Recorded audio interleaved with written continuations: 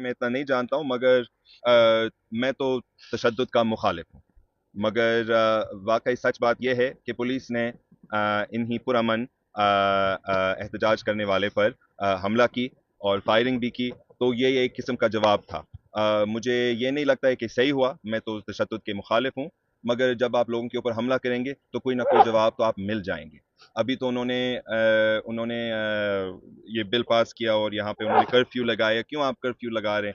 ہم تو کوئی یہ سندھ تو کیا آپ کا دشمنی بن گیا؟ سندھ تو پاکستان کا حصہ نہیں ہے، پاکستان کا بہت ہی اہم حصہ ہے۔ یہاں پہ کراچی ہے جو کہ پاکستان کو سب کچھ دیتا ہے، اور آپ ہمارے شہروں پر کرفیو لگا رہے ہیں تاکہ نہ لوگ نکل سکتے ہیں، نہ لوگ کچھ بھی کر سکتے ہیں، نہ لوگ دوائی لے سکتے ہیں، نہ لوگ تعزیت بھی بالکل خاندان کے ساتھ۔ سو اس کی پاکستان ایک اینٹی عوام سٹیٹ بن گیا، اینٹی پیپلز سٹیٹ بن گیا، عوام کے مخالف والا ریاست بن گیا۔ اگر دریا کا سوال آتا ہے تو ہم سب ایک ہیں۔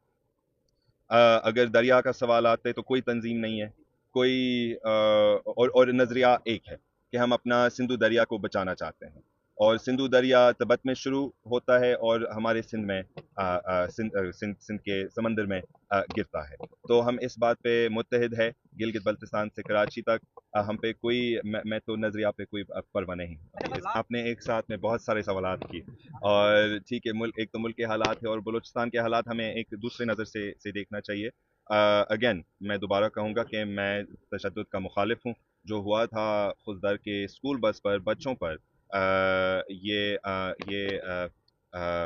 ہمیں آئندہ نہیں دیکھنا چاہیے، اور جو بلوچستان کے حالات ہیں ان کا حل جلدی نکالنا چاہیے پرامن طریقہ سے، ایک ریکنسیلیشن کے طور پر، ٹروتھ اینڈ ریکنسیلیشن کے طور پر ہمیں وہاں پہ کرائسس کے ساتھ ڈیل کرنا پڑے گا، مگر یہ تھوڑا میرے اوقات سے باہر ہے۔